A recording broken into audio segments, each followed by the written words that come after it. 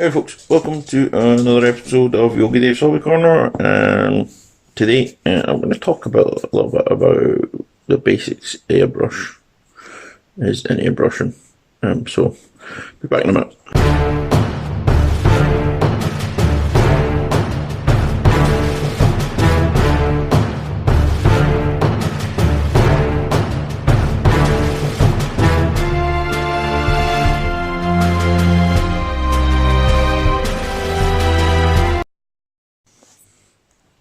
How do folks?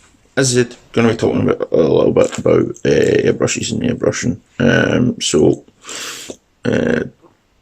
For Christmas, I got a new compressor. It's a tanked compressor. Two different types of compressors that come with, or you can get for airbrushes. You get a little box airbrush compressor, which is not that great. I think it goes up to 25 psi max. At least the crappy one I've got is, and it when you're brushing using the airbrush, it stops and starts and stops and starts, and you don't get a consistent pressure with it, so you don't consistently get the paint flowing. Whereas with the one I've just got, which is a tanked compressor,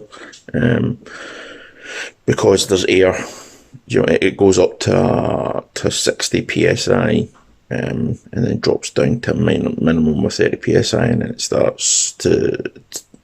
stops and starts running again.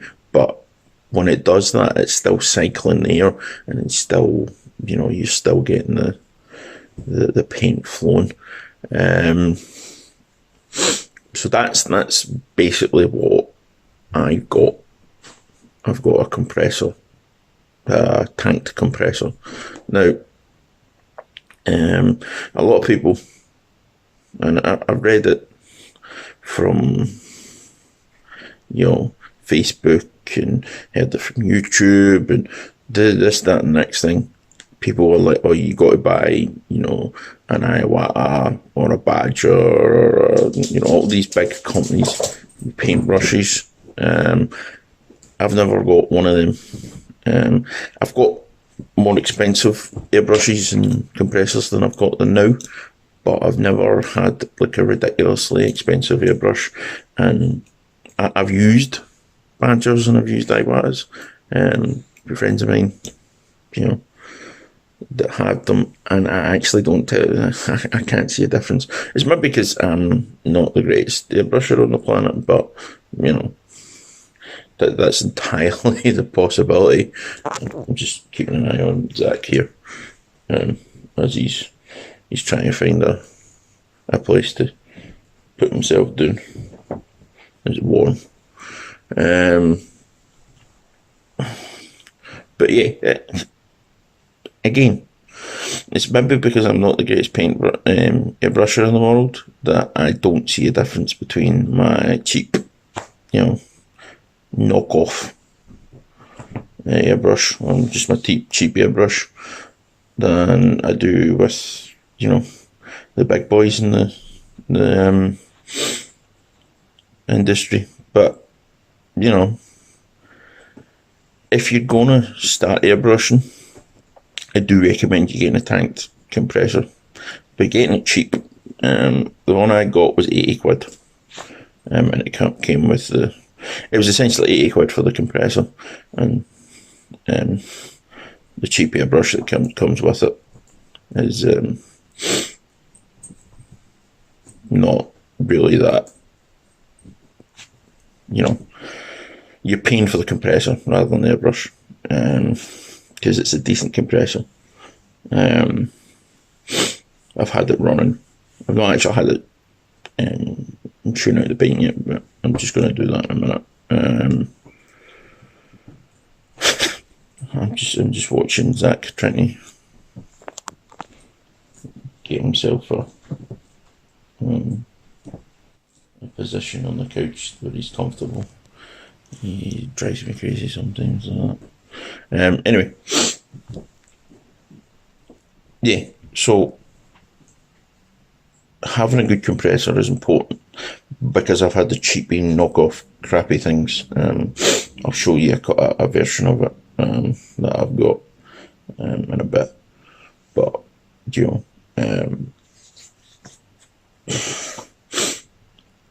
I do notice the difference. Did notice the difference when I got that little crappy compressor and was using it with Airbrush.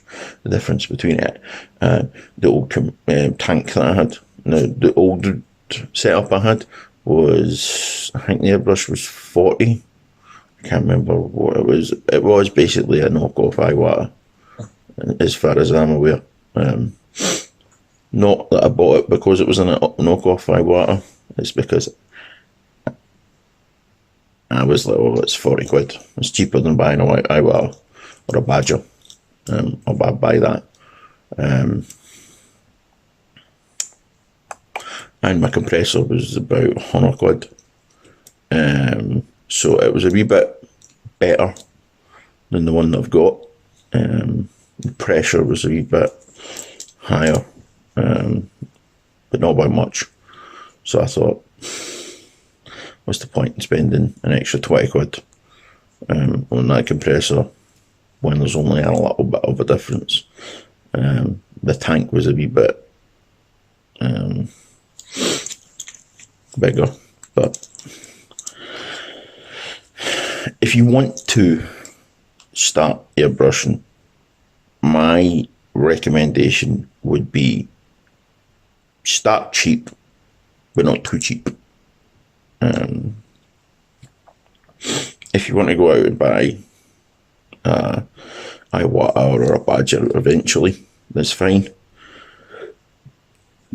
But try and find a cheap tank compressor, even if you can get it second hand, and a cheap airbrush. People say, oh, if you buy cheap, you know, it'll put you off. Never put me off. Lots of things that put me off doing stuff. I get put off doing 6mm figures because I hate doing 15s. And if I hate doing 15s, I definitely hate doing 16s. 16s, 6mm. You know.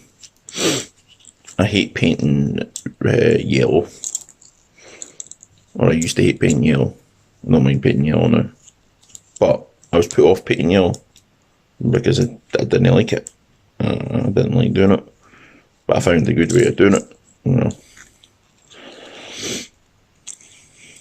I hate Age of Sigma, or I did hate Age of Sigma, and I haven't played Age of Sigma since it first came out because I thought the rules were a bit, well, I don't have points cost. What's the point in this? I could rock up with my normal army and somebody rocks up with fucking 4 times that amount of figures and I'm fucked. But I played 40k and all that, you know. The system works when, you know, you got a point system or a clear understanding of what the two opponents have brought. So, you know, I don't understand why people go, oh, it's going to put you off if you go with the cheap. It's like, well, what if it works? It works. If it doesn't work, then yeah, okay, it's not, you know, not great, but it's not the end of the world. And the thing is, if you don't like it, then you've spent 150 quid on a compressor and 100 quid on an airbrush, you're going to be absolutely scunnered. And you're going to try and sell it on eBay. And you're probably not going to sell it for what you paid for it. You'll be lucky if you get 150 quid. Trust me. I mean, trying to sell 500 points worth of Kajan Imperial Guard for 2 months. Still not sold. Been trying to sell my Russian Dystopian Wars aerial stuff. This is a battle group. I'm not selling it for any less than the money that I've got it at right now. That was the lowest level I was wanting to go. Hasn't sold in like a month for either of them since I dropped them to that level. But I'm not dropping them any less money because, you know, it's basically what I paid for them. And those Russians have got a display paint job. I used them at a display. And the paint job was pretty good, I've got to say. So, yeah, be wary of that for spending a stupid amount of money when you're first starting out paint. I mean, the thing is, right, if you get a decent compressor and you want to upgrade to a better or a more expensive airbrush, then that's fine. You know, you've not spent that huge amount of money on your airbrush. I mean, excuse me, that airbrush I got is essentially free because I've seen the compressor I've got for the same price as I bought the whole kit for. So, it's an £80 compressor. It's not top level, but it's pretty good anyway. So you just think about it in terms of is it worth it? Is the money that I'm going to be spending worth it, basically? And in my opinion, when you first start out, you spending 250, 300 quid on a piece of kit that you don't know if you're going to like is fucking madness. Absolute fucking madness. So I'm going to get the brush kit together and show you it. So back in a second. Right folks, so this is the airbrush kit that I got with the compressor, minus the hose, which would have gone in here because it's actually connected to the compressor right now, because I was checking out it last night. So this is your airbrush. This is your spanner that you use to change your so this is the nozzle, and can't remember the name of the other bit that but basically there's a little bit that goes on here that your needle goes through, which you have to use the spanner to get on and off. So that's 0.3mm. That's the one you're going to use the most for doing miniatures. That's a 0.5mm one.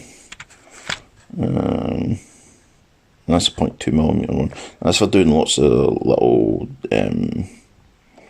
detail work. 0.2mm one. So, you know, you've got a couple of wee dropper bottles or dropper things. I don't know why they've given you all these, but you know. This is for different types of compressors. See, sometimes you've got I think this is for some different types of compressors. Anyway, because the hose for this is this diameter of screw, and there's some compressors that have got this diameter of screw to connect your hose to your airbrush. So basically you need the adapter, which is quite good that you get the adapter in this kit. You very rarely, I mean, I've had what, 3, 4 airbrushes and I've never got this before, but thankfully each time I've got a compressor I've not needed an enemy. I'll show you. these are the different size needles for the airbrush. I'm trying to figure out what ones.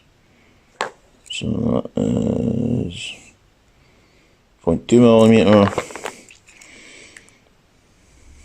0.3mm, and 0.5mm. So you get the same size in needles as you've got the nozzles for. So now, right now, when you buy an airbrush, it's always got a 0.3mm in it.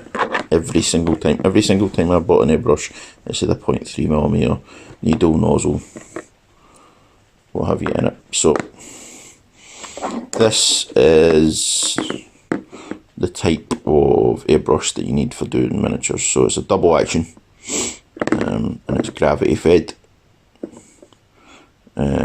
That's what you always get taught. I'm not sure what the double action is. I think it's this and this is the double action. Because with this, you can, this is obviously your trigger for when you're using it to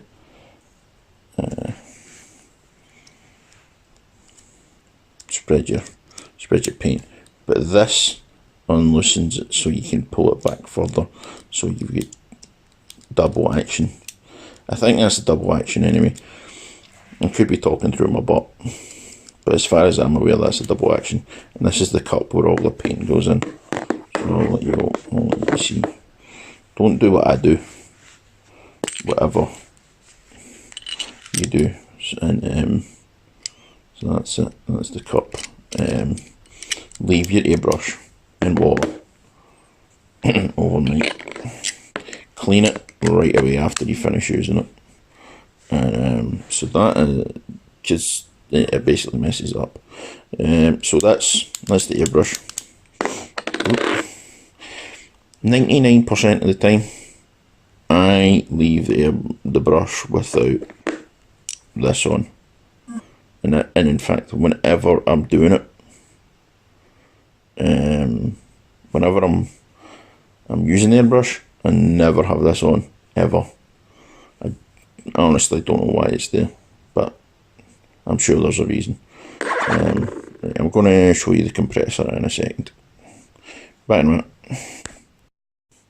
Right folks, so this is the compressor. So this is the hose that connect here from the compressor to your airbrush. So I'm just going to screw the airbrush on. So there's your button. You hear it working. So that's it up to 60 psi, which is the level that it's set at. Here's what I found on Wikipedia. Puromycin-sensitive aminopeptidase, also known as cytosolaninolaminopeptidase or alanine aminopeptidase, is an enzyme that in humans is encoded by the PEPS gene. Zinc finger protein plaque 1 is Alexa, shut up.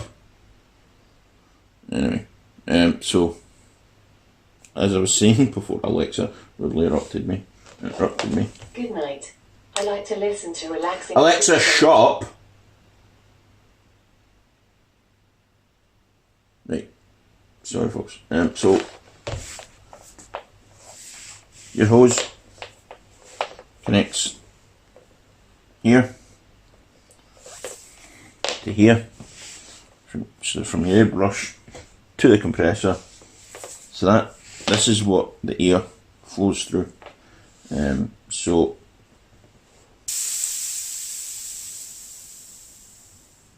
it was filled with air from the last take. So when it when you're using it, obviously it feeds up, and the paint comes through here. So I'm going to switch on, so you hear it running. That's it. filling up the tank with air. So whenever you use it, you hear that constant, it's keeping it at a constant 30 psi and it's driving the exact same speed.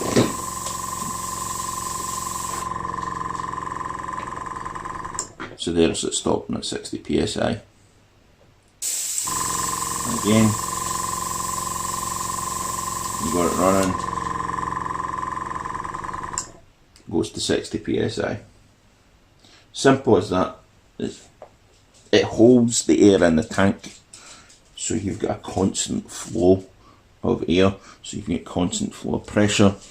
The problem you get with the little box ones is you don't get a constant flow of air. You get a flow of air and it stutters and it rebuilds and it stutters and it rebuilds and it stutters.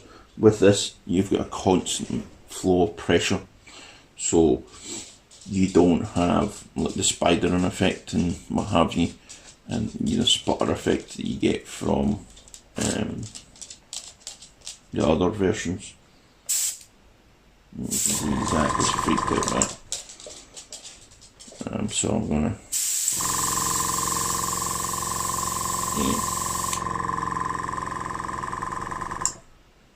there it is, that it stops. I'm going to set it up so you can see it in actual action. Be back in a minute. Alright folks, so I have now got the stuff set up. I've had to do a voiceover because I'll be honest, it wasn't that great. So I've got the polyurethane primer out. I use this on pretty much everything. I'm using black on this initially, just because it's really good for what I want to do. So all you do, because it's good straight from the pot, you just plug it in, pour it in to the pot on your airbrush, as you can see I'm doing now. And then you see Zach, my puppy, as he's actually doing right now as I record the video, getting in my way. So I shoo him away, and I start putting the primer on. Now, when I first started doing it, it actually wasn't coming out that great. There was little bits of it, as you can see you can see it's coming out. You can see it's not coming out very quickly. So what I'll do eventually in this is actually start opening up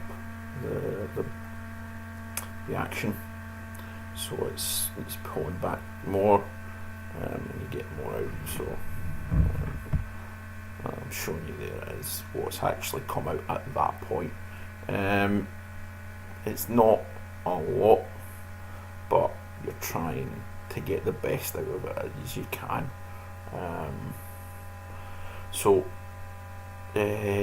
Just we'll keep it going, and I'll speed it up in a minute. Once I've showed you what's actually come on out.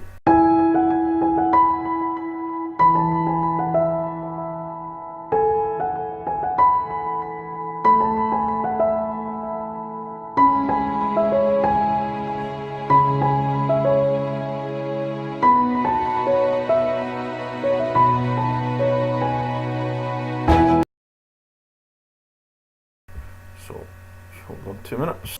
Yeah, so I wanted to show you how it runs when it's fully opened up. So there we go.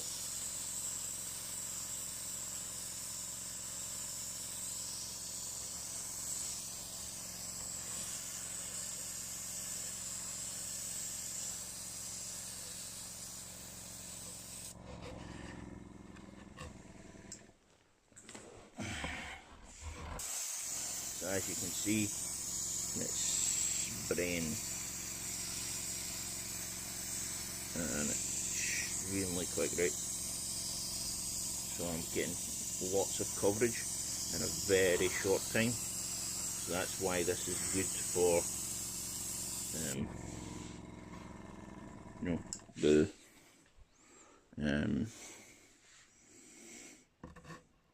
this primer is great for this kind of thing. Anyway, folks, so you know, I have essentially hooked that up. You hook the compressor up to the brush, poured the paint a couple of times, and airbrushed. Once it opens up, once you open it up for speed and power, it goes off in no time. Took me half an hour to do that and clean it. You always have to clean your airbrush after you're finished using it. Never ever leave it, because it will get clogged up, and you know, you'll have to try and clean it. Even like try and get all that crap out of it, and you never will. I've done it myself. I forgot about cleaning an airbrush, and it was knackered. It wasn't completely knackered, but it didn't work as well as it had been before. So I use Vallejo airbrush cleaner when I'm cleaning my airbrush. Just pour it into the cup and spray it. Now, I sprayed it out the window because obviously I'm doing this in the living room, just for convenience sake. But because this has got some chemicals in it that you don't really want to be breathing in too much.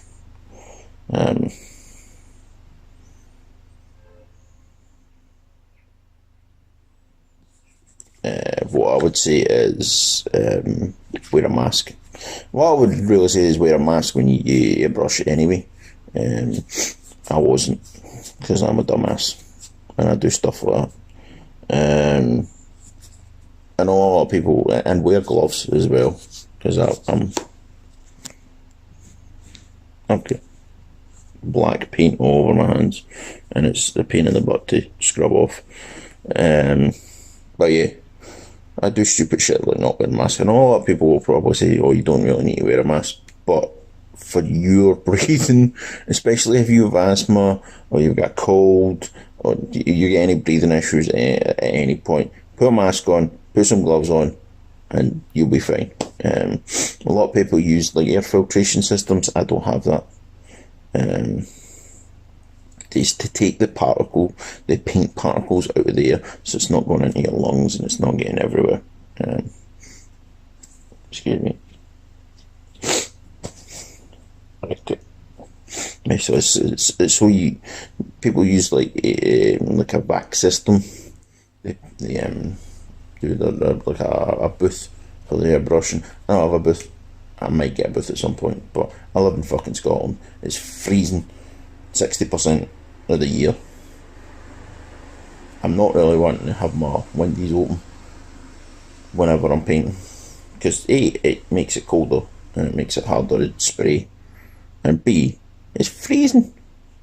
Fuck that. Sideways with a twist. But yeah, I do digress. But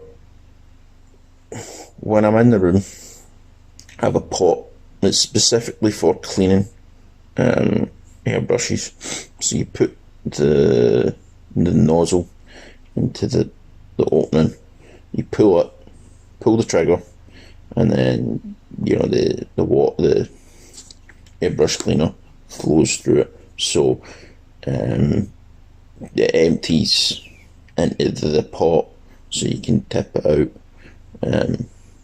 later on. Because this is if you've been using like your airbrush for 3-4 different colours and you're not wanting to do a proper like full clean. You use water and it shoots out in it. But you can also use it when you're using this because it's got filters on it, so it filters out all the crap that comes out when you're using this, all the chemical crap. I recommend once a week properly cleaning your airbrush. So you're getting the brush kits you get, and like the needle. It's like it looks a little bit like a tiny screwdriver, but you push it through the nozzle, and you get any caked up paint out of the nozzle. I recommend that at least once a week. So that's a little bit about airbrushing. If you're going to just use it for base coating and it's got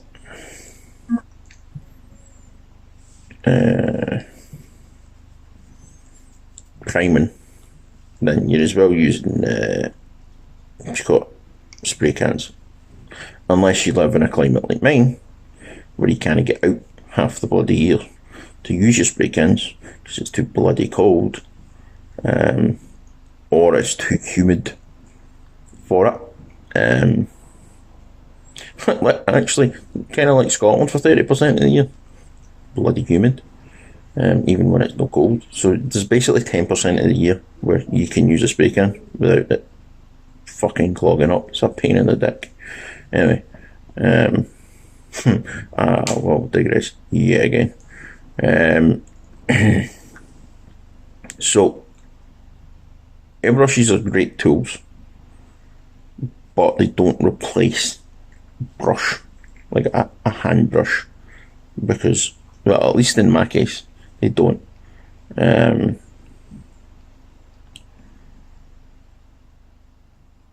lost my train of thought.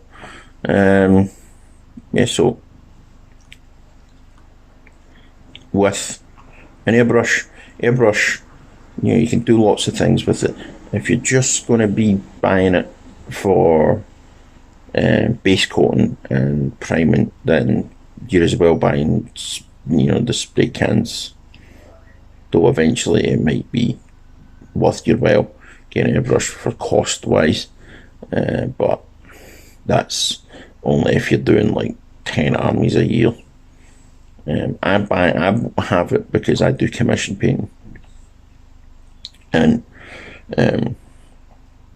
if you've got an entire army, they've got to cut prime and base coat. I mean, that took all 20 minutes to paint on a sprue, which I've got to turn up and down and round and round. 3 sprues, and 2 of them are rather large sprues. Well, one of them's a rather large sprue, and one's a medium size, and one's a little sprue. So, but that's with setting it up and moving it around and what have you, and filming. So, you know, that's 20 minutes. If all the figures are built and ready for you prime, I mean, they will get zenithal highlighted when the the figures will get zenithal when they're built, which will be the airbrush with the white primer up and down it, or across it, what have you. Yeah, so that took all of what, 20 minutes. It will take, you have an entire army that's set up to be sprayed and spray primed. 1, 2, 3, 4. It takes an hour max, and then after that hour, because you go over it twice just to make sure that you've got enough. But once that's hour's done, you can then literally go straight back onto priming it, not priming it, base coating it. So in the space of 2 hours, essentially, you can have a base coated army.